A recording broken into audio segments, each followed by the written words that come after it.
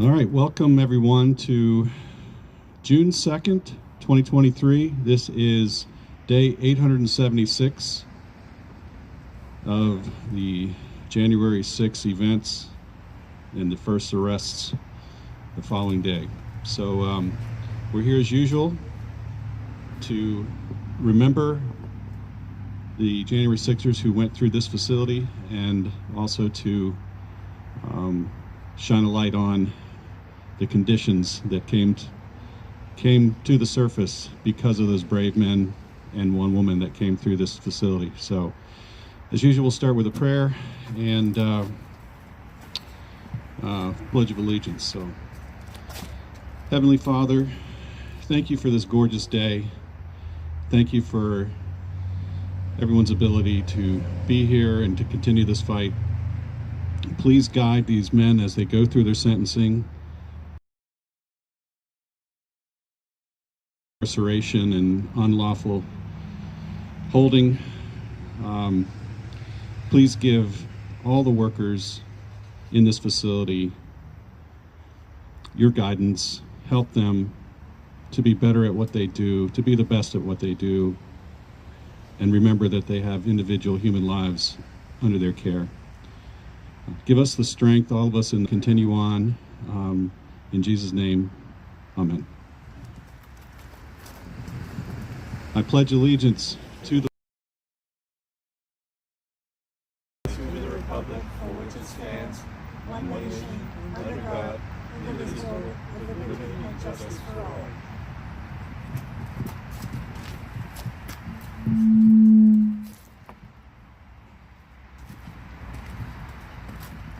So it's kind of been an open forum, you know, get some ideas, we want to talk about something.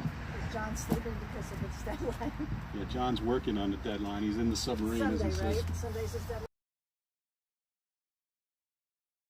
So, as usual, I like to read the roster of the names. I've been doing a little work putting together a spreadsheet here that not only are we tracking the individuals by name who came through this facility. It was 2 weeks ago that I added 6 individuals that I didn't know about that were here earlier before we'd actually started to fund the commissaries of these individuals. So our list has grown to 48 individuals that we're aware of that went through here as a result of January 6th. And I've sorted them. I was at some sentencing hearings last week in DC. One was for Stuart Rhodes, who's the founder of the Growth Keeper. He received 12 years. I think those were both on the same day. I also was able to see, I believe he got 66 months. Nick Brockhoff, who had a relatively lighter sentence, 36 months. But anyway, we'll get to that. So starting out, Albuquerque Head. He was sentenced back on October 27th of 2022. He received 90 months. Sentenced on September 27th last year, 86 months. I need to confirm that for sure. Howard Adams, sentenced in April of this year to 8 months. Hosea Kenyon, April 11th this year, 72 months. Robert Morse, as I mentioned a minute ago, July last year to 63 months. Ronald Sandlin, December 9th of 2022, was sentenced to 63 months. Mark Mazza, October 21st of 22, was sentenced to 60 months. Jeffrey Brown, Jeffrey was the last person in this facility, as you might remember, was sentenced on April 28th and received 54 months. Jeffrey Sills, one of our closest, individuals, supported by his great mom, was sentenced on March 21st and received 52 months. He is serving that time now in a place called Loretto, Pennsylvania, which is probably about 5 hours away from here. Lucas Denny, sentenced on September 28th, 2022, 52 months. Justin David Jersey, February 10th of this year, received 51 months. Kenneth Harrelson, another new name to the list just a few weeks ago, sentenced on 5/26 this year to 48 months. Howard Richardson, sentenced August 25 days. So, sentenced in 37 months. Mitchell Todd Gardner, March 16th of 23, was sentenced to 36 months. Nick Brockhoff, I just mentioned, 36 months. Matthew Miller, sentenced on 5/23 of last year, received 33 months. David Judd, another name that I didn't have before, was sentenced in February this year to 32 months. Ricky Wilden, sentenced in August of 2022, received 24 months. Troy Sargent was sentenced in December of 2022, received 14 months. Cash Kelly, who was here for all the day, I think, he received 120 days. Ronnie Presley was sentenced November 30th of 2022 and received 12 months. And those are the sentences that I have. The remainder of these folks are going to be going to sentence soon. If I have their date, I'll list it. Adam Ladae Jackson, Andrew Quinton Taki, Barry Ramey, his new date has been moved to July 6th. Brandon Fellows, no date. Brian Jackson, no date, brother of Adam Jackson. Chris Quaglin, no date. I believe he's in DC again now. Daniel Rodriguez is slated to be sentenced on June 21st. Daryl Neely is planned to be sentenced on September 5th. Dominic Pizzola and Enrique Tario, both, I believe, Proud Boys, and both folks that I didn't have on the list. They must have been here very early on, but not for very long. Ethan Nordine, Israel Easterday, James Grant, Jonathan Manafo, he's scheduled to be sentenced on August 29th. Marcus Malley is scheduled to be sentenced on June 9th. Mason Corson on June 16th. Ryan Sampsell, no date. Samuel Lazar, no date yet. Tim Boehner, William Robert Norwood, Zachary Alam, and Zach Reel, no dates for any of those. So again, 48 individuals now on our list. Yeah, I can give it to you or send it to you electronically as well. So now that they are sentenced, do we know where they're going to be doing their sentencing? That's my next step, is to try to track those. How they come out of Lewisburg, or they come out of Alexandria, or wherever they are, and they go to DC, and then they go back out. Some have gone back to Lewisburg. Some of them have gone directly to other places. But yes, that's the next big step, I think, is to track these guys. Yeah, because I want to send that card. I want to send it to the right place, you know. 10-4. Okay. Yep. And I can send you that too.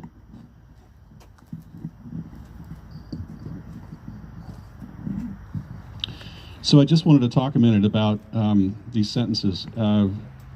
It's a very interesting process when you go to the DC courthouse, which is right on Constitution Avenue, 333 Constitution Avenue.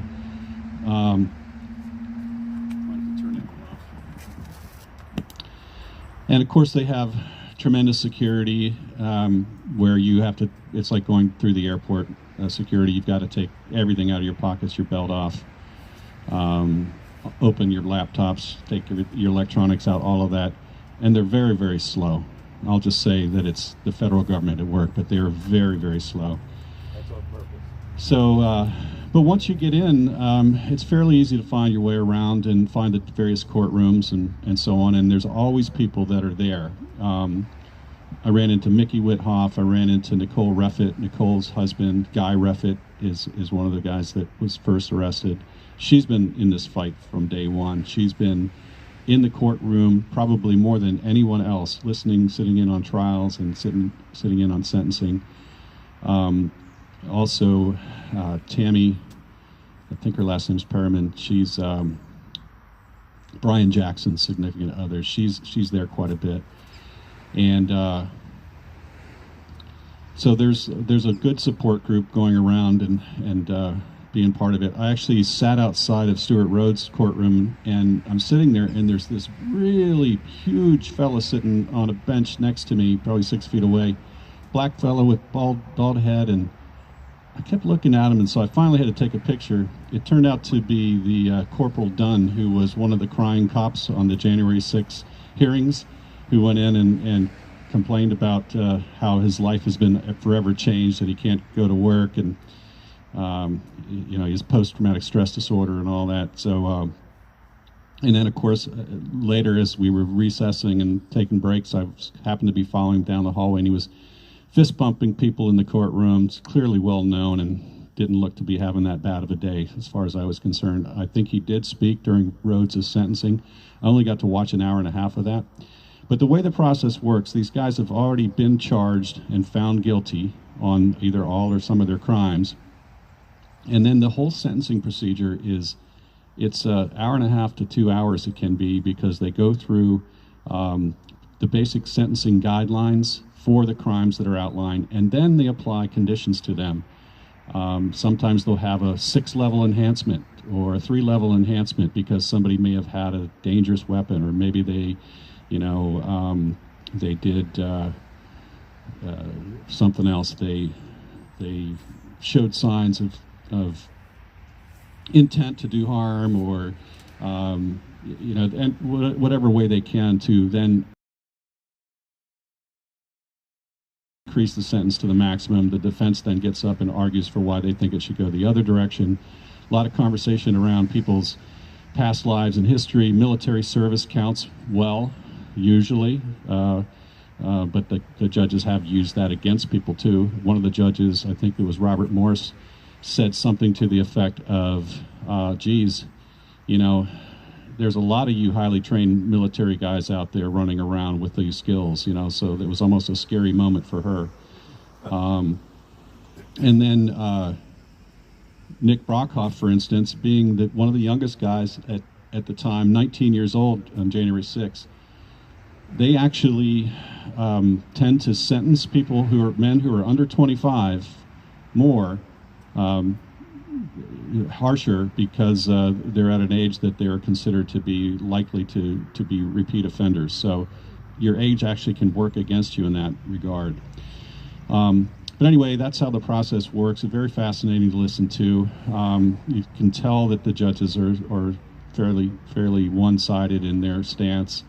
And the one thing that I remember telling you guys probably last week is Judge, she's got a hyphenated name with 2 Ks in it, Kolar Kelly or something like that, actually made the point in Nick's sentencing to say, well, one good thing is you never got in trouble while you were in jail. In fact, you spent most of your time at Northern Neck, of all places. So that was very telling to me that the judges know how bad this place is. So the next few sentencings, like I said, are coming up here. Not hard to get in and out of DC. There's parking right there. It's easy. You can take the Metro. Judiciary Square is the place to do it, or just go in and park the car, walk 2 blocks and get in. I was in there inside of 3 hours, with traffic on a weekday morning, and coming out wasn't too bad. So it's not that hard, and it's something I think that we want to try to do more of to help support these people. I'm going to take a break here, and then I'm going to read a couple other things when I have a minute. Anybody want to talk? You need to get over to the table. Yeah. Turn it off. I forgot what I was going to say.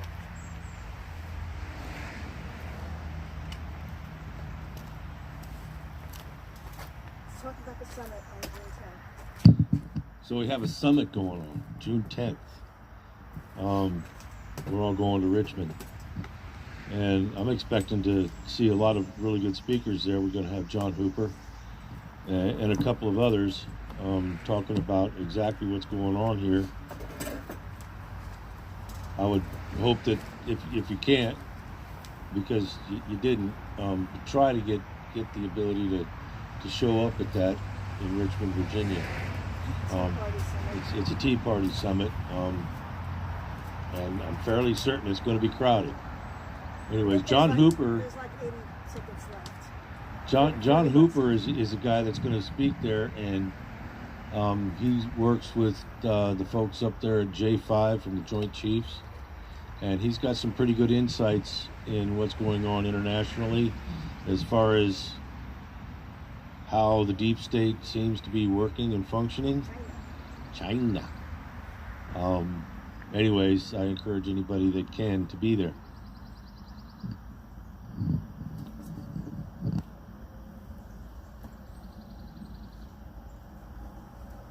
There was something else I was going to say. But got plenty of time. Yeah, well, I'm new to this senior moment stuff, so. So hopefully, we get more calls than last week because everybody was like kind of depressed. And the sentencing. Well, I hope they don't think that we've forgotten them just because they got sentenced and have to go sit somewhere predictably long term. We haven't forgotten them. We can't. I did my time in the Air Force, and there's no way that we will ever leave England. People don't think the Air Force actually fights. It's not true. It's not true.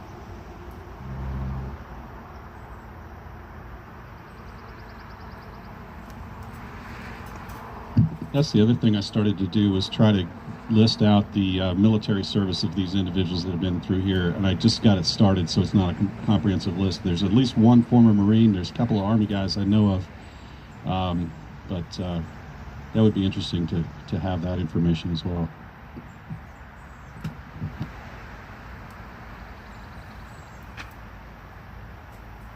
Robert Morse did so much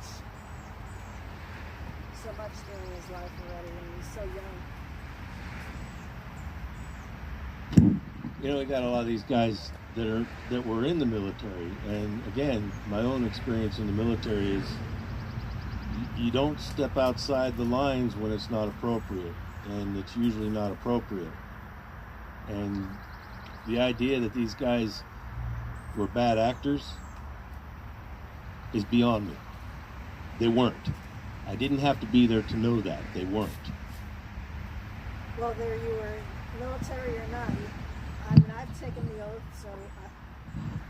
Whether you're in the military or not, I've taken the oath, so we are to defend the Constitution.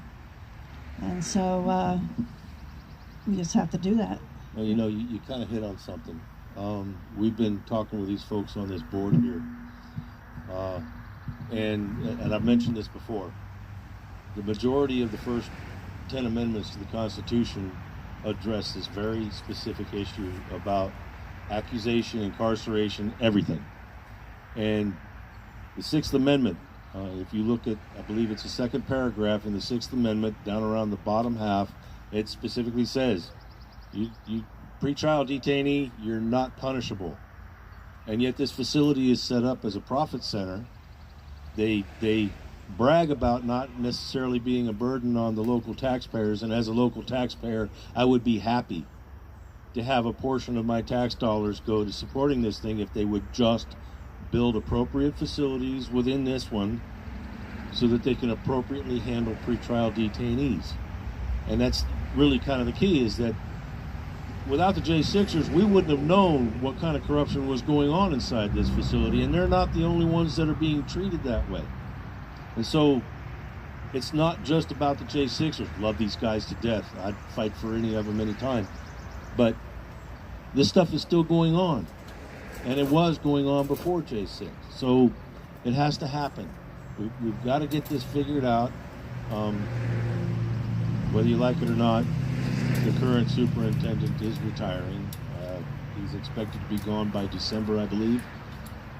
the end of the year.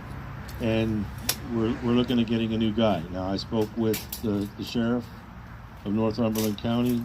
He agrees with me. I don't know how much influence he's got over it, but we get the right guy to replace him, all the other problems will clean themselves up. But we need to get the right guy to replace him. He can't be gone soon. Any Or anybody volunteers? else. Any volunteers? That's interesting that's a question we should follow up at the next board. What is the transition plan for him? That's a valid question for the public to ask and try to understand that. But even more so is holding these individuals accountable. As you remember, at the last boards and supervisors meetings, all the counties approved the jail board's budgets with hardly any discussion, certainly no debate, right? So I think that's when we got to continue to hammer on them, that you guys continue to approve what's going on here, even though you're not having to stroke a check, you're still approving the budgets because that's their responsibility from the counties. So that's another one. Any more on that topic? I'm going to show you a picture last week. Yeah. I was down. This is not the best one. That was the best one. Let's hold the best one. Either one does speak in the answers. So there was a Gateway Pundit interview that was published this morning. I don't know. Trying to see who it was that did know this. that. Jim Hoft. So Jim Hoft's been covering the January Sixers at Gateway Pundit for quite a while. And he did an interview on the phone with a gentleman named Landon Copeland. Landon, Landon Copeland, who is a January 6th prisoner who is a professed Antifa member. Oh, yes. I saw this. And he said that there were over 100 Antifa members present on January 6th, the morning of. He participated in a meeting the day before of 200 people in Alexandria. He would not say where, but it was interesting. I'll just read you some of the highlights of it. But again, look it up on Gateway Pundit. January 6th, Antifa whistleblower Landon Copeland. He said, he didn't go to the Trump speech. We just kind of followed the herd of people over to the Capitol. I was not really aware that we were doing anything over to the Capitol except for just marching in a circle and being loud. Well, whenever we got there, the police were shooting people with rubber balls and attacking people with batons. And I got shot with a rubber ball and assaulted with a baton myself. In a correction, he said there was 250 people at the pre-meeting the day before. But he claims that it wasn't organized as far as that goes for Antifa. He said they told people, Hoft asked him if they were told to dress in any particular way, and he said, not really. They just said they recommended you don't go blacked out, which is the typical Antifa dress, I guess. You're almost there, but you got red, white, and blue. So, he said, because we already knew from Charlottesville that the Proud Boys were hunting us really hard and heavy. So that was interesting.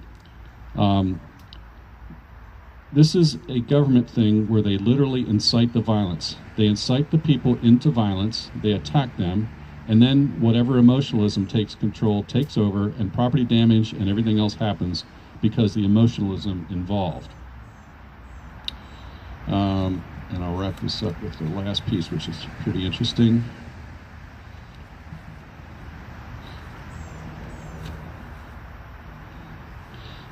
So actually, what started this was Jake Lang, who folks have heard of. He's got a very good social following outside while he's in jail. He and Shane Jenkins sat down and interviewed this Landon Copeland for 2 hours in jail. And then this is the letter that they wrote after speaking to Copeland. I, Shane Jenkins, was recently made aware that someone in the C2B unit with us was claiming to be Antifa. Landon Copeland is a self-avowed Antifa member since 2006. We had a 2-hour sit-down conversation and discussed everything from why he joined Antifa, the reason given is the Patriot Act, to his military service in the Army. I was curious why he served in the military because I thought Antifa opposed those who served the country. He told me about how he disagrees with war in general and especially the premise around the Second Persian Gulf War. He wanted to see firsthand how the Iraqi people were being treated, so he did just that. He served 2 tours in Iraq. We had a very in-depth conversation about his political beliefs. Copeland said he is pro-Second Amendment and an extreme libertarian. According to Google, libertarianism is a kind of politics that says government should have less control over people's lives. It's based on the idea of maximum liberty. Libertarians believe that it's usually better to give people more free choice. Copeland used this example. If you want to kill your dog or abuse your children and lock them up in a kennel, then that is your right. What I came to understand was that extreme liberty becomes anarchy. Extreme liberty would mean no law, which would lead to chaos. To my surprise, Copeland said he supports Donald Trump. Copeland said that Trump was an outsider and sought to take down the corrupt establishment. He said any person protesting against the Second Amendment is not a true Antifa member. He mentioned his activism in all the notable events and many arrests at these events, from Ferguson to Kenosha, Charlottesville to Capitol Hill, the Chaz, Capitol Hill Autonomous Zone. Copeland admitted there were 18 fellow Antifa members with him at the Capitol on January 6th. He also said from what he has seen, there were approximately 100 Antifa members entangled in the legal system as a result of January 6th. He's willing to talk to Congress and the media. He asked me to share this letter after he was sentenced. He was sentenced to 36 months on May 8th, 2023. He said he believes he was given a lesser sentence than many others with similar charges because of who he is, an Antifa member. I would suspect that the DOJ knows who he is and what he represents. He doesn't hide it. I consider myself a good judge as to someone's intentions, if they are lying or not, and I detected no deceit from this man. I believe it is the utmost importance that Copeland's story be told and shared with the world. We all may have a vested interest in it being told, as it may help unlock the whole January 6th mystery. I have fulfilled my promise to Copeland by releasing his letter. Now it is up to you to get the word out. Let Congress know Antifa was there, and we have the proof. It's time for them to open true investigations and acknowledge what we already know. Thank you for taking the time to read this. Please share this with all your friends and representatives. So definitely look that up, Gateway Pundit. Yeah, I saw that earlier today. Do you have a feed to Gateway Pundit? Usually somebody just sends me stuff. Yeah, I actually have a standing search for it. It strikes me that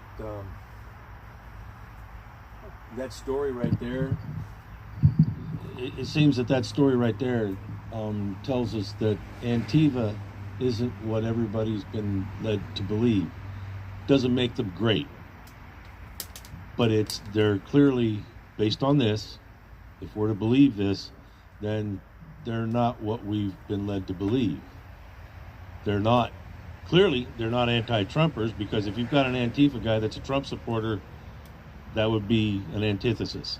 That doesn't work. I would have thought that the Antifa crowd would have been supporting the feds based on everything that we've been told, right? So on J6, if there's dissidents out there in the crowd, surely Antifa would be amongst them. Antifa was heralded as the people that went around painting things in streets, just as BLM was. But this seems to be, in this isolated case, I'm not going to make a blanket statement because I don't accept my own personal dissidence, cognitive dissonance, readily. But this story seems counter to what we've been led to believe.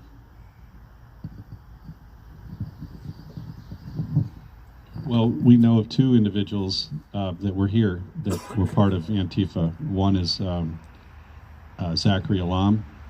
That was known for almost from day one. And then Hosea Kenyon apparently was on record as going there to mess people up. He went there to cause trouble, for sure.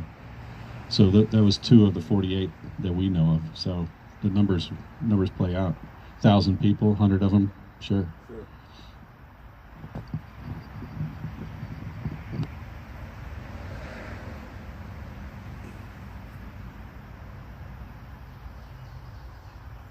What news do you have of your son? Well, Do you want to talk about it? it was yesterday or the day before. I'm not clear what day. I don't want to talk about it. Okay. All right. Just talk about it. Okay, I was in Walmart when he called me today, so we had that connection. One day this week, in the last couple days, they picked him up, and threw him in the van, and they took him to their neurologist. That's the second time they've done that. So he sat in a chair and refused to talk to the doctor for the second time. He has some neurologist, and she's a very highly rated neurologist, and she specializes in his issues.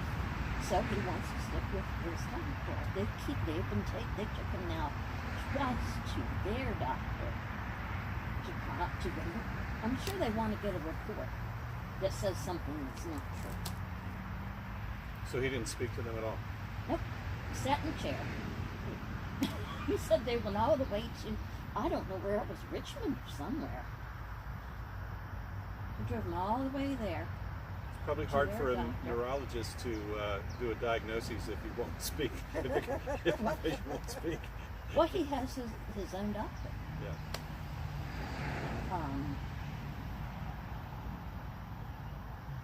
So I don't know what their reasoning is. I think the medical issue is one of the biggest ones that we have to really impact change here, because the stories keep coming out. You were here the night that the Hispanic guy called, and listening to that story of what was going on. That letter it gave me, I had hives for 4 days after that. I was so upset Yeah. that it came out as hives, because I was just so upset about how badly he was treated. I could not believe it. It's like Auschwitz.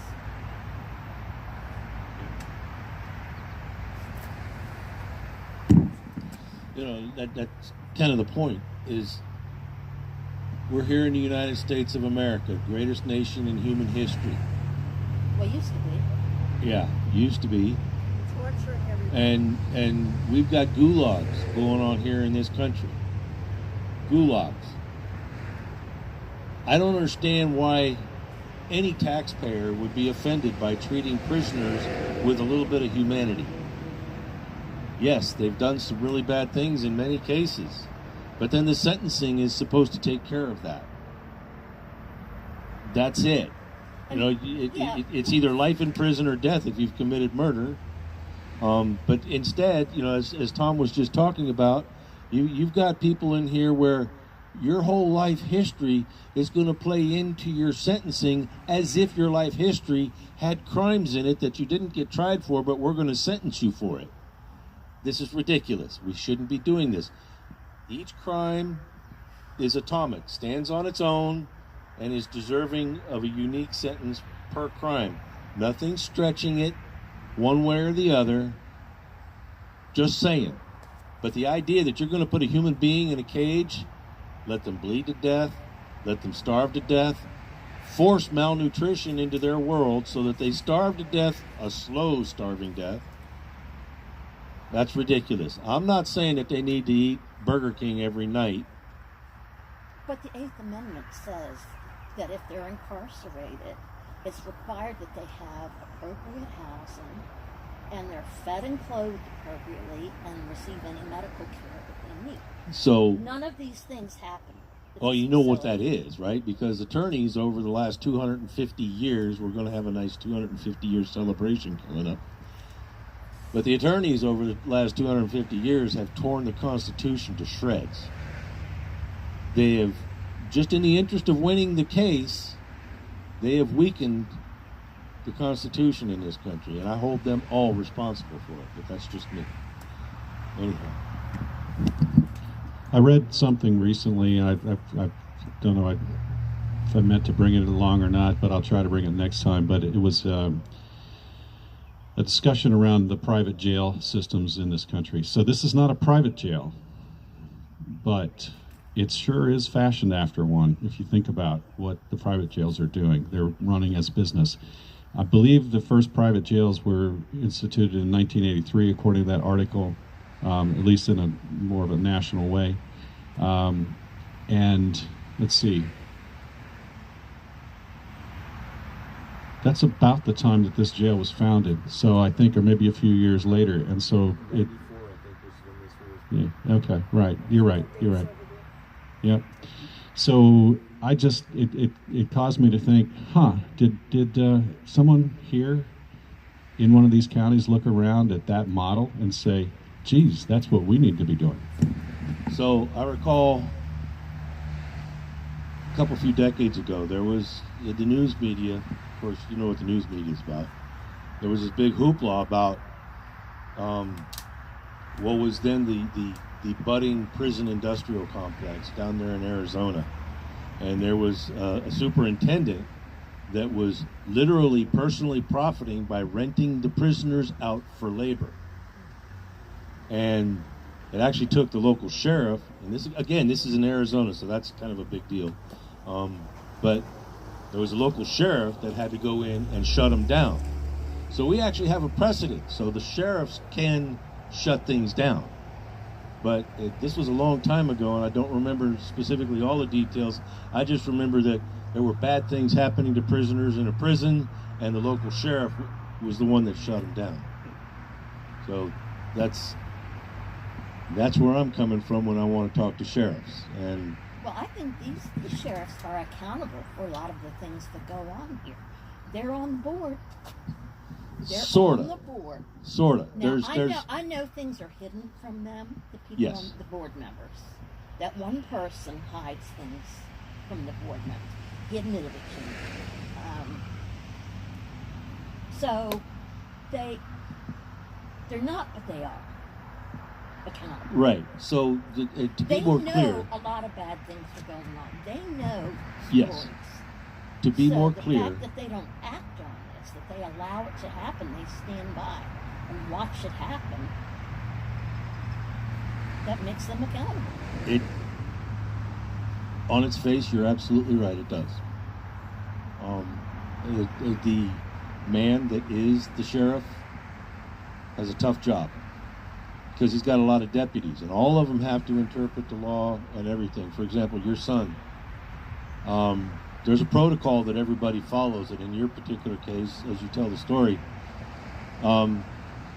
he had a condition the cops were not aware of. He was suffering an attack from that condition, and they interpreted it wrong. Yes, yes. And therefore, he's in a situation where had the police never even showed up, he wouldn't be in. And I said, And under right. no circumstances send policemen here. Right. Under no circumstances. So there's in Yes, I send a policeman instead of the police. in general, so you've got sheriff's departments, police departments, state troopers, fire, and ambulance. Those are all the components of what we call the emergency medical system. And the emergency medical system has protocols. For example, if someone makes a phone call for medical help, they want an ambulance to show up because somebody's been stabbed. We don't know the conditions of the stabbing, so before the ambulance can even go into the situation, the police have to go in and clear it. But they've been told that somebody's been stabbed. Nobody's been said that it was because a woman was cutting potatoes and she slipped. They just know that she's been stabbed, so they have to assume the worst and be happy with the better. And that's kind of sort of what happened with your son. They have to walk in assuming the worst, and they treated it the worst in the absence of better information. Yes. And that's that margin of error, and your son just fell into that hole. Yep. That's what it is. So I'm reluctant to just blanketly blame sheriffs. The sheriff of the county wasn't even there. It was his deputies doing their job the best way they saw it, because they didn't know your son. No, but Right. they should have listened to me. It would have been good, because it would have been good advice. But so that's kind of what happened, and I can't even tell you how unfortunate that is, but you already know, don't you? Yeah. So anyhow, but see, that's how some of these folks get in here. The system is not perfect, and we need to be on alert. You know, when I was in,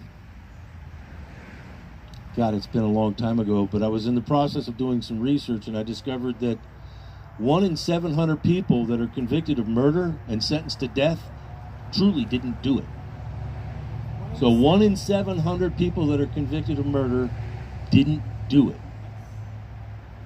That's how imperfect the system is. Some of those guys are going to pay with their life. They'll never get off.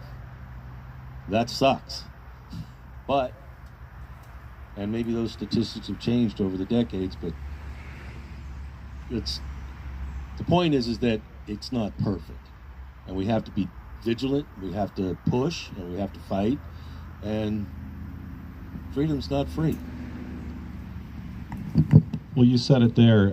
We have to be vigilant. There's a great letter to the editor from one of our members of the Patriots. Edgar wrote another one in the Northern Neck, or the Rappahannock Record, and he talks about how he was never a good citizen. And you know Edgar is definitely a good citizen. Yes. But he's making the example that through most of his life, he didn't hold his local officials and school boards and so on accountable. He just assumed that they were doing the work that they needed to do. Yes. Right. So it's be vigilant and stay after it, and that's why we're here every Friday night. And we're going to be at the board meeting. Is that next week? It is, isn't it? It's Tuesday. Wednesday. Yeah. Tuesday's our meeting. That's right. So we'll have a chance to pre-plan a little bit Tuesday evening. So speaking of people getting caught up in the system, I received this letter from one of our members who writes to a lot of the people here in the jail. It's 5 different pages, and it's 1 page at a time. I don't know how far I'll get. It's also very small on my phone. But he writes it from Northern Neck Regional Jail, P.O. Box 1060, Warsaw. To whom it may concern, I hope this letter finds you in good health and having a good day. What you're about to read is the effects of long-term incarceration on a human.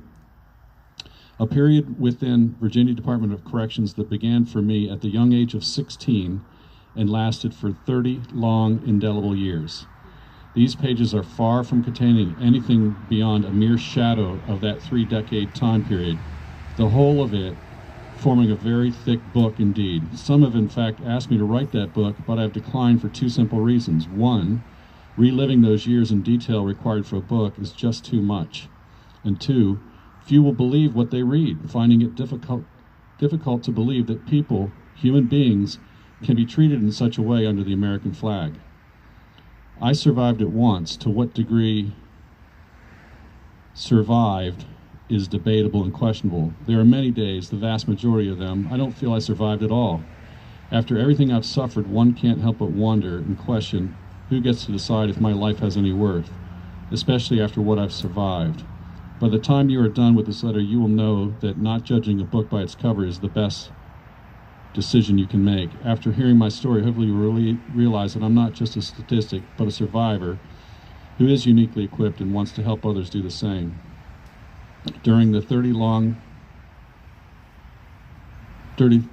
years I inhabited many different prisons while within the Virginia Department of Corrections, and a long list of painful experiences referring to the most aggressive events for the sake of context. My first stop on the dehumanizing 30 years was Southampton State Farm, otherwise known as the Gladiator School for Kids. It's gone now, shut down and bulldozed due to the atrocities that occurred there for so long. However, since I'm still alive and breathing within me, it still stands, fully operational, a testament to the old saying, nothing is over, you just don't turn it off. A 16-year-old white kid with long hair was the target of every aggressive homosexual in prison, in particular 2 gang rapes forever raw in my mind and soul. Unless you have ever been the target of such an ordeal, I have no way to explain it to you exactly what it feels like to be attacked by 4 to 6 individuals in a locked shower area with one intent, your rape. How it feels to have that many people violently on you while you are naked, held down in a nasty shower area floor where others have urinated, among other things, while they enjoy themselves in the most brutal of ways. Something that those animals will laugh and brag about in the coming days as you become another number in these growing number of rapes. If you know anyone who has been raped, ask them to explain it to you. I was 16 and 17 then. I'm 52 now. I can still remember every detail, and the flashbacks and nightmares are surreal. I still vividly recall a man being doused in Zippo lighter fluid and set ablaze. Every time he breathed in to scream, he sucked the flames into his lungs. That's page 1. In the next page, he goes on further to talk about that, but it's just it's quite horrible. It sounds like he did get out and was making it for a while. I don't know how long he was out. I have to reread the letter again. But then something happened and he fell back into the system, so he's inside. He's in here.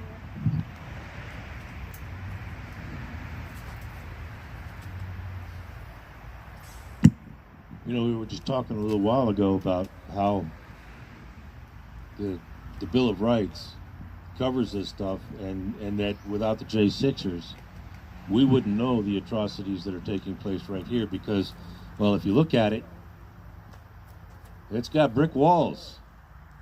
And it's not a place where you just get to walk in and take a look around. You got to make arrangements to do that.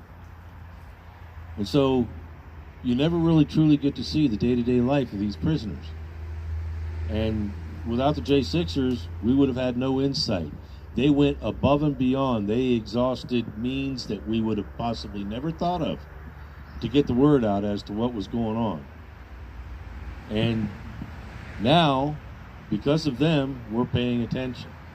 We're paying attention to other, not just the pretrial detainees who are being abused without being convicted.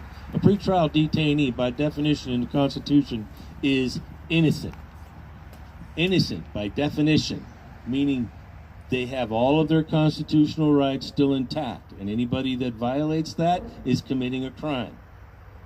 But now, here we are, we've got these other pretrial detainees that are probably just John Q. Public, who slipped sideways one day and came over here, and he hasn't been convicted yet. Why should we treat him with any less attention than we did the J6ers? And that's my point. This cannot continue to go on. This guy here in his letter just talked about a prison that he experienced decades ago, and it looks like it was just a change of address because the stuff's happening right here.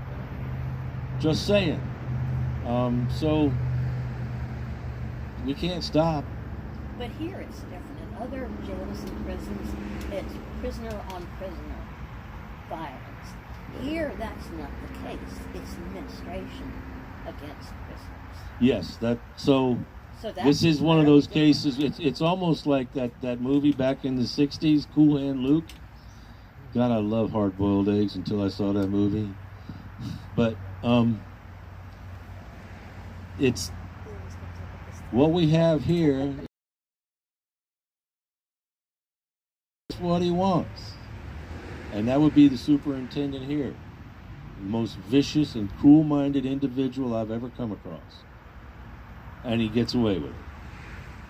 And one day he's going to pay. He laughs about it. He laughs about it. And people stand by and watch it happen. That's out of what's so intimidation.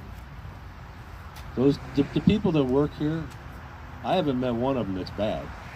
I mean, I'm talking about the administrative staff. I haven't met too much in the way of the guards or anything like that, but I've seen a couple of short video clips of some really ugly stuff.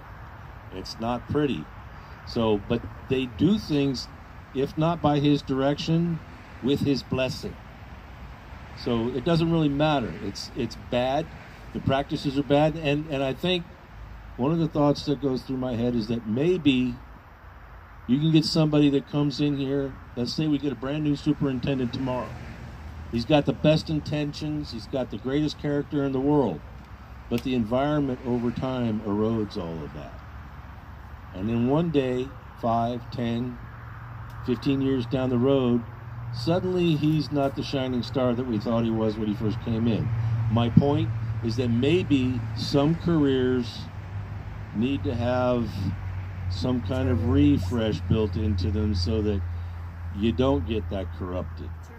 Term limits, if you will. But to let a guy psychologically rot in his own head to the detriment of everybody else around. And I'm really being liberal with some latitude for the current superintendent because I know better.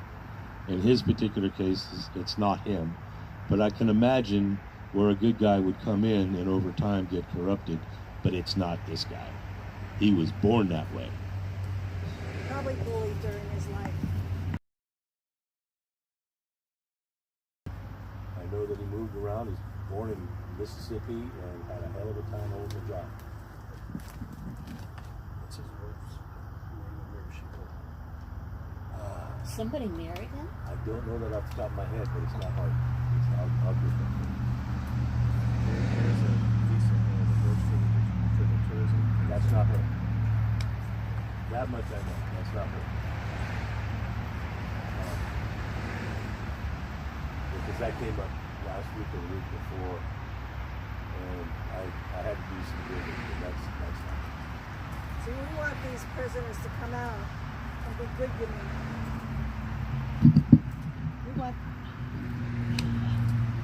We want these prisoners to come out and be good human beings, but if they're treated unjustly while they're in prison, they will come out being worse than they were when they first went in.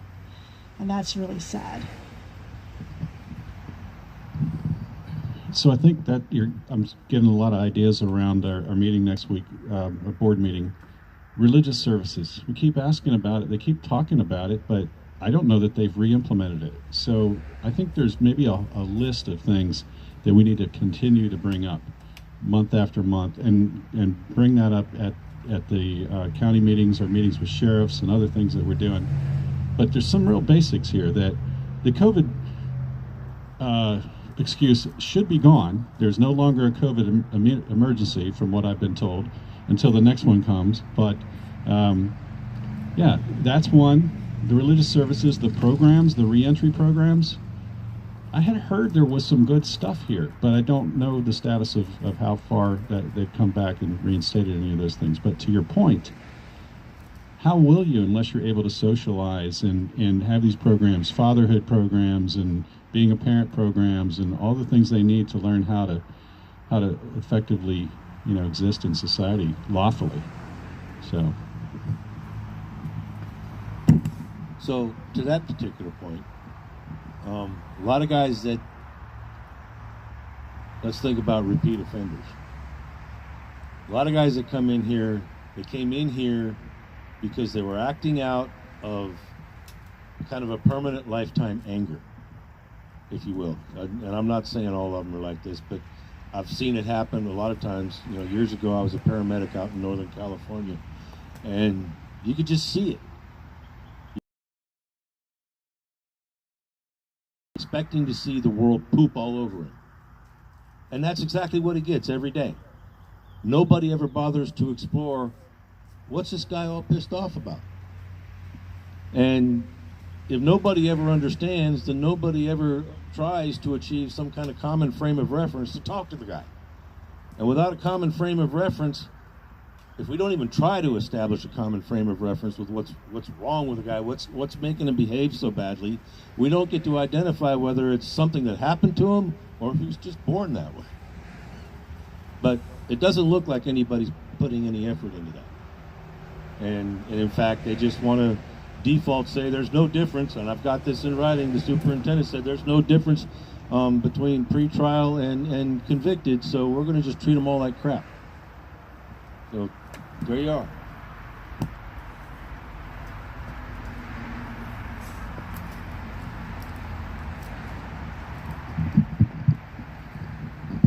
And it goes back to the earlier comment about this being a business. What incentive is there for them to try to rejuvenate or help these guys? There's no money in that. Exactly. There is no money in that.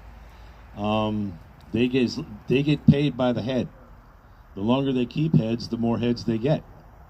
And keeping somebody, and by the way, it doesn't do to treat them well. Because if you treat them badly, they'll react. And did you know that they can be charged for crimes while they're in here that will just ultimately end up with them staying longer? And if you set it up and you control the situation, you've got an animal in a cage.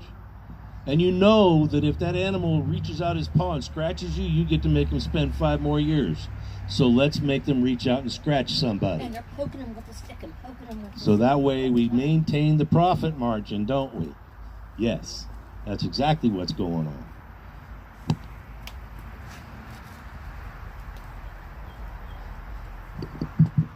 Well, it's worth noting that we're in a bit of a tumultuous time for these January 6ers that typically call us. Barry Ramey, for instance, was supposed to have had his sentencing this week. What I heard through the source that I get most of that information from is there was a request by the government side to postpone a family emergency. They asked for 3 weeks, so that's why he got pushed out. But still, he's been pulled out of Lewisburg and shipped down to D.C. to live in those conditions for now the next 3 weeks. And so a lot of them are the same kind of boat. It was interesting when I went to the vigil on Memorial Day. The folks there were talking about just how kind of chaotic it was with everybody that was coming in and going out. But I got to tell you, there was something really cool about standing there on Freedom Corner behind the DC jail, singing the national anthem and looking over at the building and watching the lights flicker on and off as those guys were singing, and it was their tribute to everybody that was outside. So that was pretty cool to be there and do that. That's kind of a bonding moment, isn't it? You feel connected to them at that point, don't you? I do.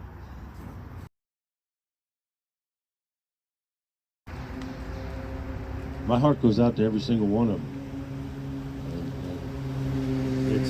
It's tough. Hold on, who just pulled up? Now that's Northumberland County Sheriff, and then the Richmond County Sheriff just pulled up before that. It's not Johnny.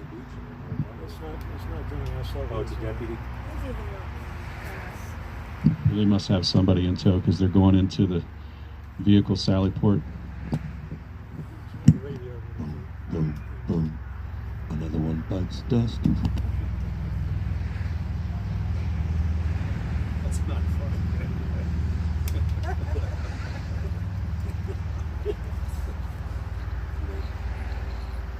Well, earlier they had LabCorp come in, so somebody had blood work done.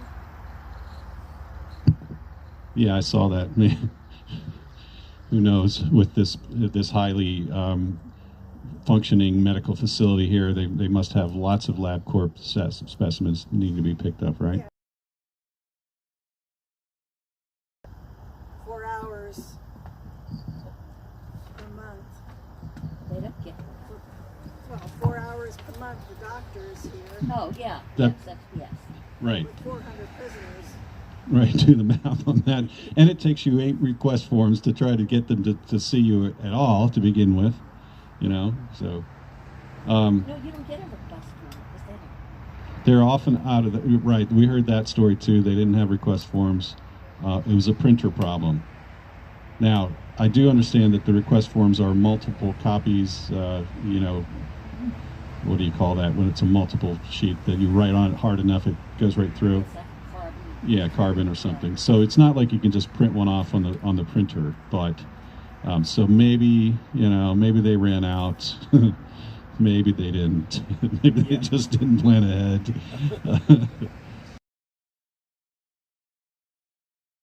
Well, we heard from Chris Quaglin last week about, you know, the things that he experienced here with the food and how he's continuing to have that in his entire time of incarceration.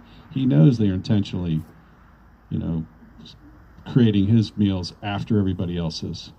So I'm not 100% convinced, but there's enough tidbits of information out there that kind of indicates that maybe they're doing it on purpose at the direction of the folks that arrested him.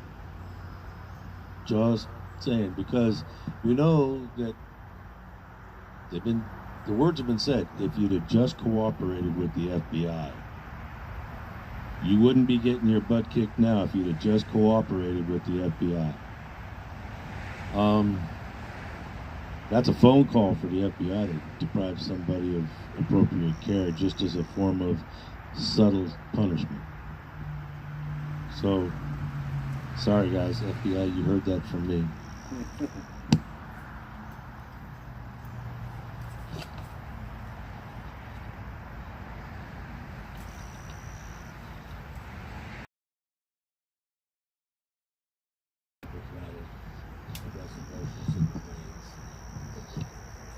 This stuff pisses me off to no end.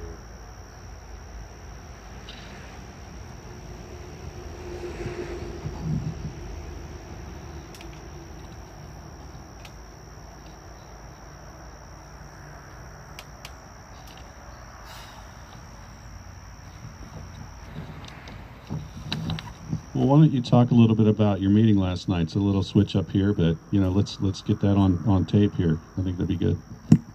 Yeah, so Northumberland County had advertised, and sorry folks, this has nothing to do with the jails, at least not directly. Northumberland County had advertised that they were going to impose a 23% real estate property tax increase. New property assessments for tax purposes.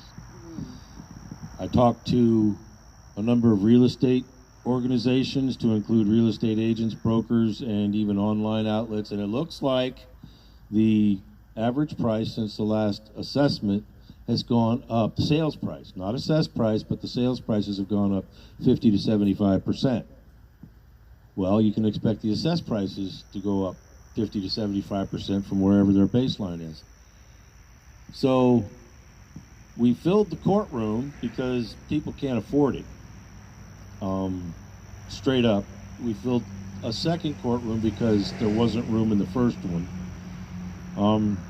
And my argument was to explain to them that, you're going to give a teacher who makes the local median income salary of $46,426 a 5% pay raise, but that person currently lives in a home that's already assessed at $280,000, and they're going to reassess it, and it's going to come out at $424,000, and you're going to charge another 23% in your tax rates above that. That's going to net them an 88% tax increase. So we're not doing that. We're not doing that one at all. And all of it is driven by the school board's proposed budget for the school board. Everybody knows what school boards are like these days. So the school board has managed to underspend in multiple student-centric categories and overspend in capital outlay and administration by millions. So we called them out on it in many different ways, myself, and because A, we made a lot of friends, B, they're intelligent friends and they make really good points. One guy was pointing out, you're going to bump into problems because there's no economic development in this town, and there isn't, because it's mostly farms. There's no manufacturing. The schools are the second largest employer in the county. The first one is Omega Protein. They're the ones that are responsible for making all of your Omega pills for your health food and everything. What were the 3 F's?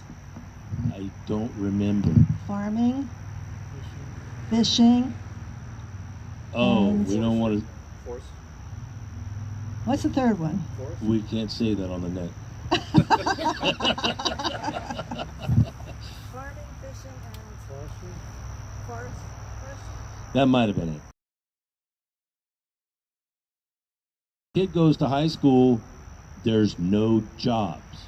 Not only are there no jobs, but there's no realistic way of training them. There's no program because there's no employers. There's nothing there. So Northumberland County, it turns out, is the second most densely populated per capita of people that are retired and living on fixed income. So you can imagine that there's a bunch of people on fixed income whose pay isn't going up, looking at a 23% real estate tax rate increase. They're a little bit lit. So it was really actually a good thing. So if you just step back and look at it, you go, well, wait a second. We've got Democrats and Republicans all singing from the same sheet of music saying, hell no. But So by itself, that was just awesome. The fact that we all came together and suddenly that blue and red thing didn't just. We're not drawing people into the community, we're sending people out because they're going to go to other communities who do not have this 23% tax increase. And we're going to be losing some of our residents, and people have voiced their opinion and their concerns last night about this. And besides that, everybody it's not going to only affect the homeowner, it's going to affect the stores, the restaurants. They're going to increase their goods because they have to make ends meet too. So we're going to be paying more in our goods and services because of this tax increase. And so it's not only our real estate tax for the homeowner, it's the real estate tax for the stores and the businesses that are in our community. And everybody's going to feel it one way or the other. So there was one really good point brought up last night towards the end. A lady, one of the most awesome researchers I've ever known, she come up to the microphone and she said, "Excuse me, but how is it that the school board can request $5.9 million more than last year and leave $1.9 million on the table from last year's budget that they never spent? How does that work? This doesn't make any sense. There is a huge problem here." And there is. But there was one guy that pointed out, says, "Now wait a second. Yes, there's clearly a problem with the school board, and there's a problem with some other things locally here, but there's also some things upstream at the state and federal level that are causing some of this stuff. They're putting the county in a position to actually have these financial problems. One of them is this thing called LCI, and I forget what all those letters stand for, but I know that they're the basic equivalent of a county level CPI. And what it is the state goes through and assesses based on taxable assessment values. So the higher the value of assessed properties, the less money the state contributes to education. Well, they're going to do a reassessment, and everybody's property values for assessment purposes is going to jump 50 to 75%.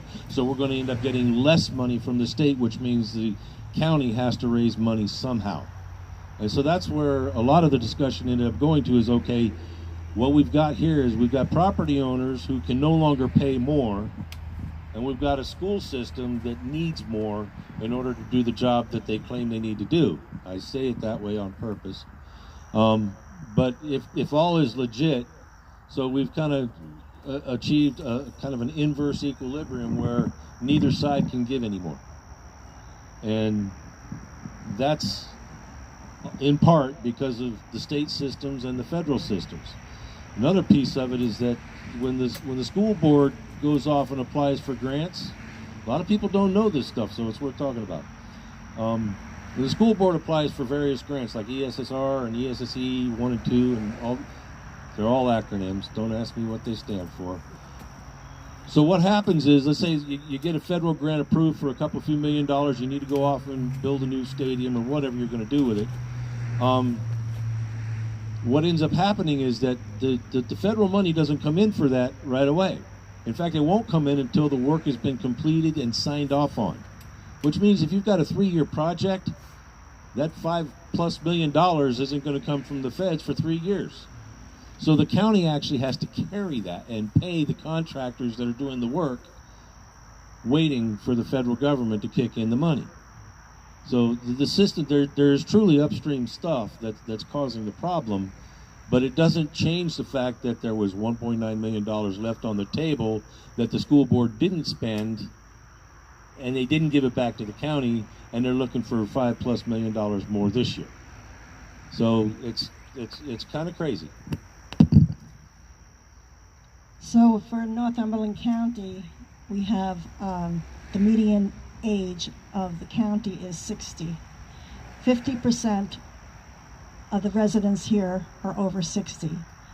They're on Social Security, they have fixed incomes, and they cannot afford to.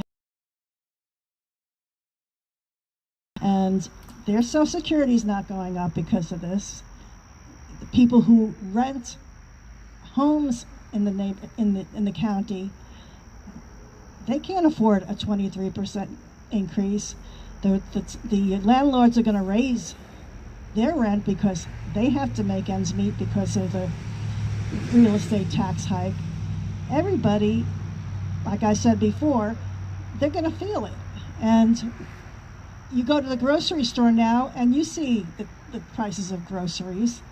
It's you bring home 2 bags of groceries and it's over $100. You know, it's really difficult at this time, this day and age.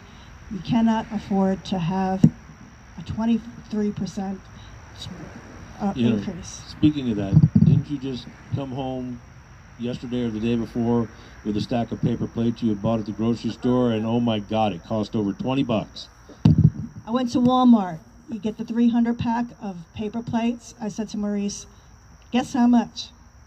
And he goes, $10. I said, no, 20. It used to be $10. $20 for 300 plates. He says, I guess I better not double up my plates anymore. I gotta try to reuse them. So now I'm going to invent a system for washing paper plates.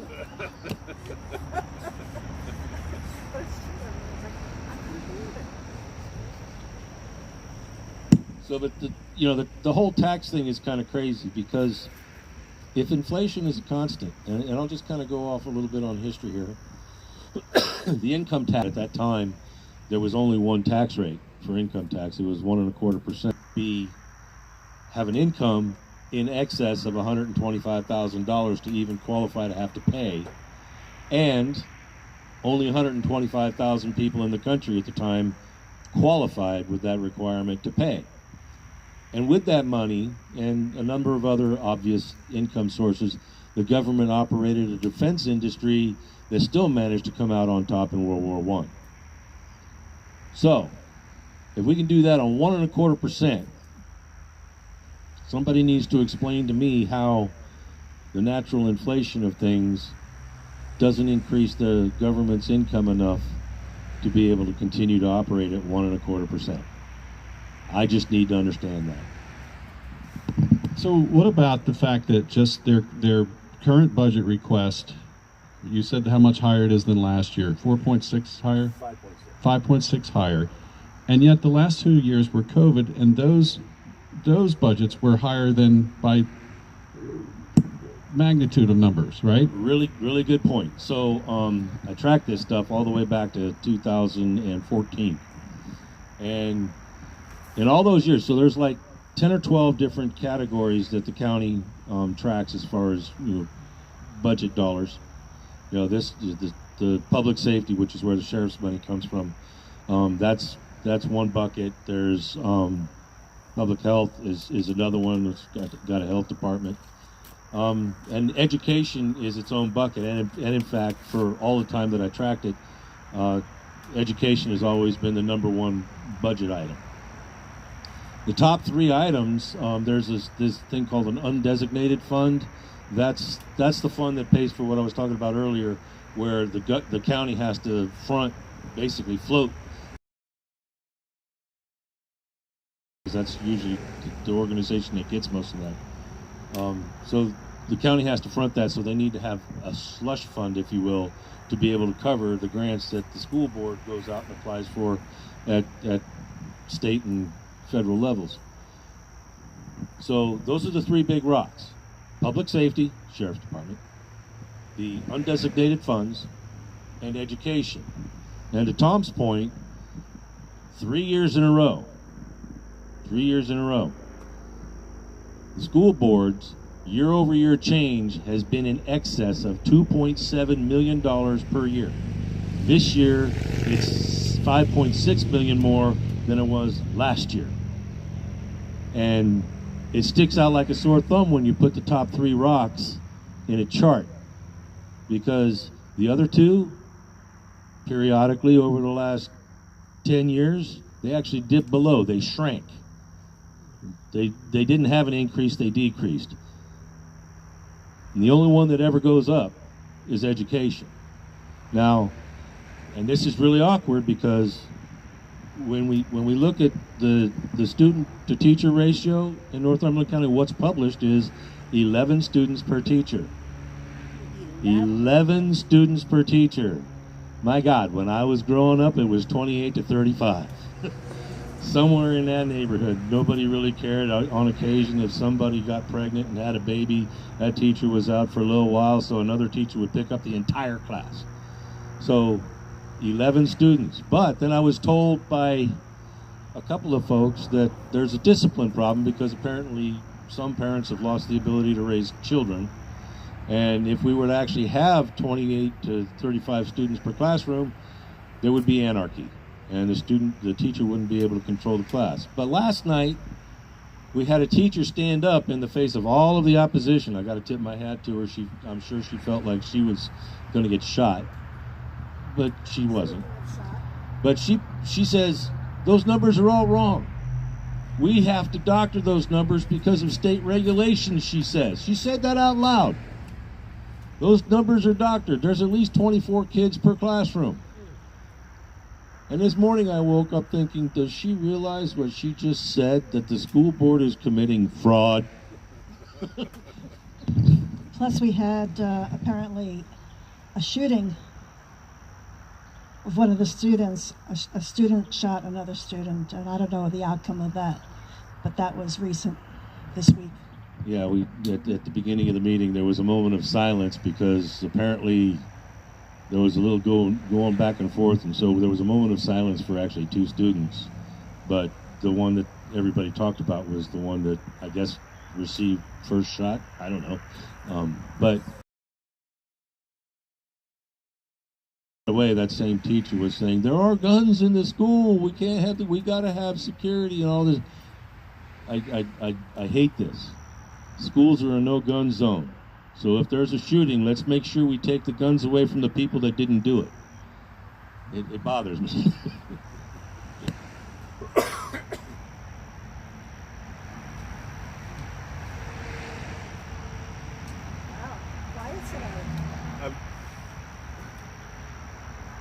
I was just getting some texts from some of our normal followers, and there are some people watching. That it goes back to what I was saying before. They're being moved around. They don't necessarily have access to their information easily. Some of them don't have their commissary and their funds set up to be able to make the phone calls. Some of the guys that normally will call us here are calling into DC tonight. But the one message was, thank you guys for what you're doing, and we appreciate it very much. So go ahead. So I could say this every Friday, and I don't think I'd ever be able to say it enough. These guys, the J6ers that we call them,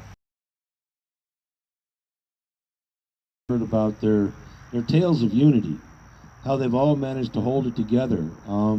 They even wrote a code of conduct. Robert Morris did that. And Lego Man, I don't know how many people have ever heard Lego Man talk, but he's one of the most competent speakers I've ever listened to, and his spirits are high. He's got something going on. He's got a fire burning inside him that's above and beyond what most people have. And these guys are true heroes, because without them, we wouldn't know that we had to do this. And I say this to Tom all the time. I bet he's tired of hearing it. And my hat goes off to them. Seriously, thank you guys. Thank you for that. And the other thing is, they made a huge impact on the people that they met in here. They've met some friends. They've met people that have looked up to them for what they're doing and their courage to speak out, and it's given some of them courage to speak out too. Well, on Memorial Day, when you guys were in DC, we were watching the vigil, and you're able to comment, text, whatever you do, you know. So I said, oh, this is Cheryl from Northern Neck Patriots, you know, we're here to support you, whatever I said. And 3 people had said, we love the Northern Neck Patriots. So they know us. I don't know who it was, but you know, they did recognize the Northern Neck Patriots, and it was fun to see that they said, "We love you guys." I'm glad you mentioned that because I took some of the Sentinel papers along with me, and people were gobbling those up. Oh, can I have one of those? I took a stack full of them. So they really enjoyed that. And then there were people there that I met, and this was, I've got some photos I'll have to show you later or send them, but because it was Memorial Day, it was a little bit bigger of an event than normal. But according to Mickey Whithoff, it was the largest showing of support that they'd ever had on any night. They had 2 large 10 by 10 easy up tents with tables filled with food that people had brought in from all over the place. You know, hot plates, cold plates, you know, all kinds of just ribs, everything you could think of. Desserts. It was like the biggest Memorial Day picnic that you could have ever had. And it was right there, so there was way more than you could ever eat, and people were enjoying that. And I hope that a lot of the people that run those vigils got to take the food home, with them. So I imagine they did. But the one thing I didn't talk about was I went there for the March for Ashley that Mickey had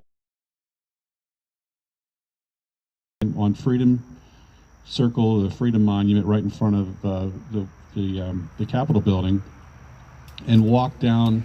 I guess it was 2 miles down through Southeast to where the DC jail sits down along the Anacostia River. And it was a pleasant enough walk, except for the hecklers. There's a lady that I won't even give her justice of telling her name, but she has been one of the biggest upsetting forces around the vigils up there. So what she does, she's got a backpack on with a speaker in it and a cell phone that she uses as a microphone, and she just screams loud, obnoxious, swearing, bad things about Ashley Babbitt, bad things about Mickey, bad things about J6ers, and profane language, just crazy. And so Mickey had informed the DC cops that they were going really about 6 or 7 escorts to be there with them to safely get us from where we were starting to where we were going to end up.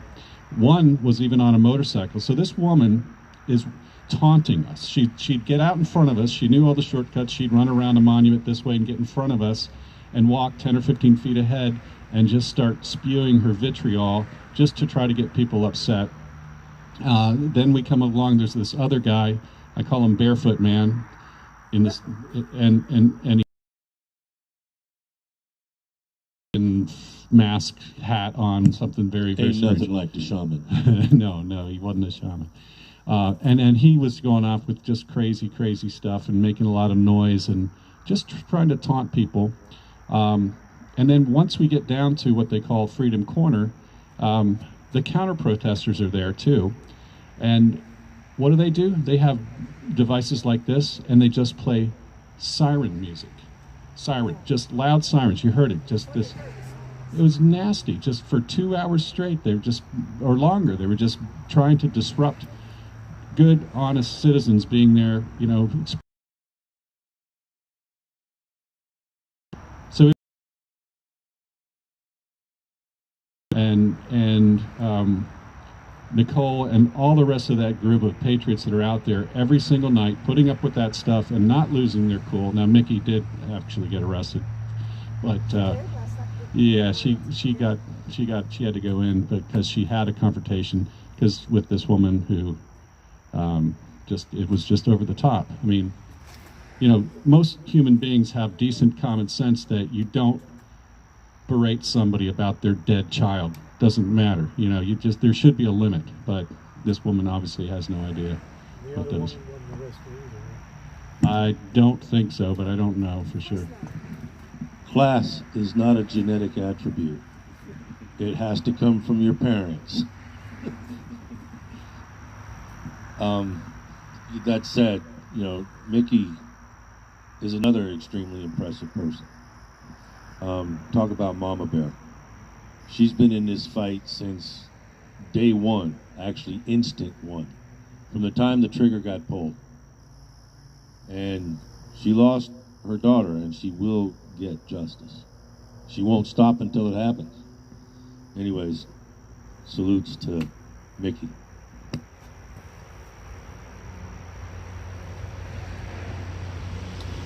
Well, do you all want to stick around for the duration? Because we've got another 30 minutes.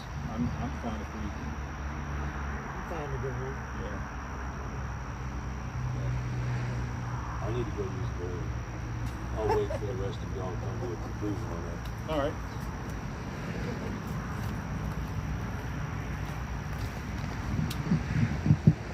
So since we didn't get any calls and have not gotten one yet, I think we're probably going to wrap up here shortly.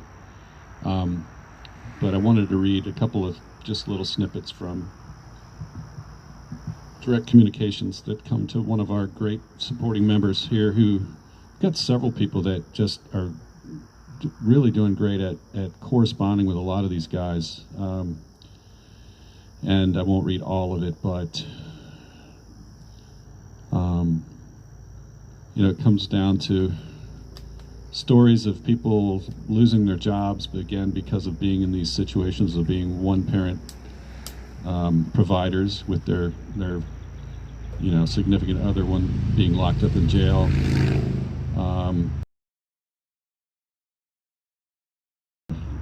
In DC, he said to let us know that if he had time he would call, but I guess he wasn't able to do that tonight. Robert Morse is in Lewisburg in the holding area for new arrivals. I think Robert requested to go to Loretto, Pennsylvania, which is where Jeff Sills is. Robert asks, how is Sherry? Miss hearing her voice. Are her chickens doing good? Let her know that even though we haven't spoken in a while, she still has a place in my heart. And then a few others are having some struggles. Some have been communicating, some have not. But I think that goes back to what I was saying earlier. Getting a good understanding of where these people are now as they go to serve their time will be helpful, so that we can continue to really follow up with them. You know, just support them with letters and things like that. So I want to talk about that at our meeting Tuesday night. Everybody's anxious to try to help these guys, to do something, to spend some money, raise some money, spend some money. I think we just got to figure out what makes sense. And, you know, I like the idea of, let's pick an individual. If I think that Chris, why he does and why he deserves the support, put that in front of membership and say, hey, what do you think about that? The idea that we're going to pick who's more deserving than anyone else at this time, I think, is really, really hard for me to wrap my brain around. So anyway, that's something to talk about next week. Well, it's hard because we only get to see or hear the people who call in. We don't get to hear everyone's story, and everybody does have a story. So whether we have like 20 people who call in regularly or a dozen people who call in regularly, there's a lot more that don't call in, but we need to know their story and help them anyway. On that particular point, I've noticed that there's a lot of websites out there that purport to provide support, and they seem to be stand-ups. They don't necessarily have an affiliation with Give, Send, Go or anything like that. And they're out there collecting money ostensibly to support the families of the J6ers. I'm not 100% convinced that, again, I mentioned earlier I was in Northern California, and when I lived in the Sierras in a town called Forest Hill. Anybody out there knows Forest Hill, California, give a shout. There was a group back in the day that was called the Clampers. It was a logging community, and it wasn't uncommon, it's more common than it should have been, for a guy that would be cutting down a tree and get taken out by what we would call a widowmaker. A stray branch would fall out of the tree and hit him in the head and take him out instantly. And the whole purpose of the Clampers was to take care of the immediate needs of the family after the breadwinner was taken out by a widowmaker. Well, there's no trees involved, but the same situation kind of applies, that there's breadwinners that are now incarcerated for better or worse, and they got family that was depending on them. And quite honestly, I worry about those folks just as much, and in some cases even more. It would suck to have a wife and kids suddenly become homeless because daddy went to jail illegitimately. And that's just not cool. And if there was a clean way that I could get information, or we could get information about exactly who and where those families are, perhaps we might be able to reach out a little bit farther.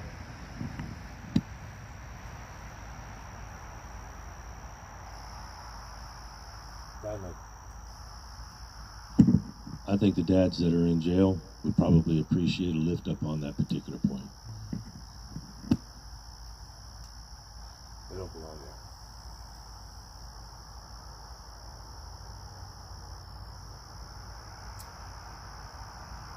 there.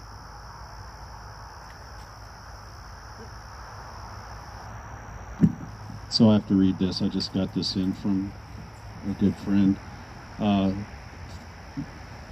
From Lego Man, which is Robert Morse. He says he would have called us tonight. He just got his tablet back, and it's been an infuriating day to say the least.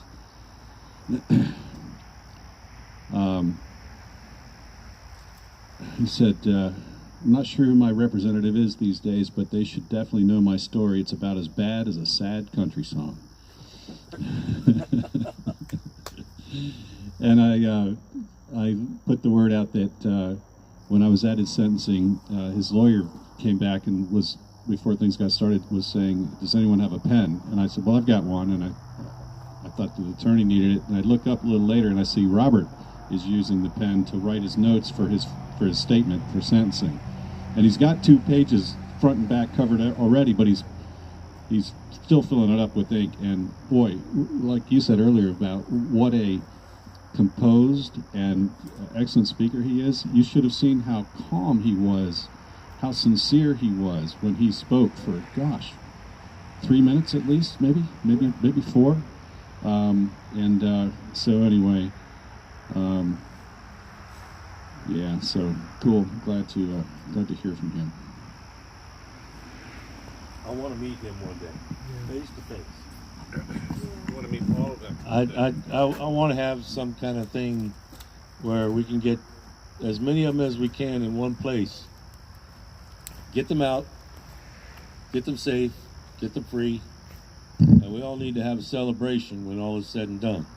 But who's going to want to come back to the Northern Neck? They have bad memories. We might be able to find a way. There's good parts of the Northern Neck.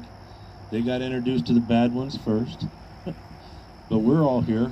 And perhaps maybe we find another location. A central location. Well, yeah, we just need to have everybody get together and have a toast, see Or the faces. 2 or 3. Yeah, see the faces, and to get a group hug or something. Yeah, these guys, their unity is awesome. I cannot imagine what it would be like for one soul to feel alone and go through this ordeal.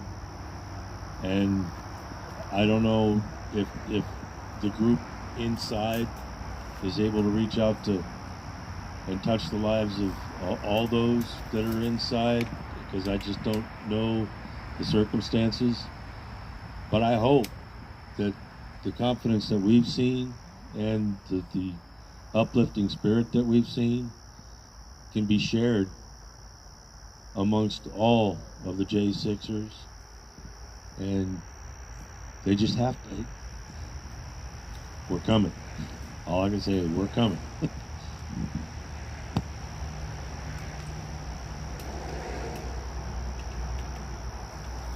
time for them to. Okay. I think we are too, but I'm gonna wait for Tom to come out and close it out. We'll be leaving soon. Pardon? We'll be leaving soon. Oh, good. I've got a headache. Yeah, that's time for Debbie to go. Yep, losing vision. Good to see you. It was good to see Take you. care. We'll see you next time. Listen, Yep. Bye bye.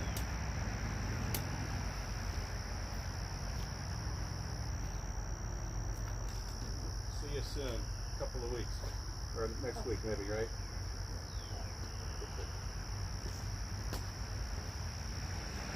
All right. What do you want to do? Well, I guess it's gonna close. For the group. I mean, last year we had the oyster thing. I think we should. We should talk about that. I mean, that's Tuesday. That's our normal thing, but we should do something for the 4th of July. I mean, not that we don't have anything to do, but every day of the week. That's another point. This is like a full-time job. Hey, everybody that was tuning in, thanks so much. And sorry we didn't have any J6ers call, but we're gonna close up and get home. So thank you again. See you next week. 10-4. Yeah. Been a long week. It has been, and next week's gonna be even longer. Next week, Every every day. there's something's going on. It's either the county, well, it's NMP, personal or jail,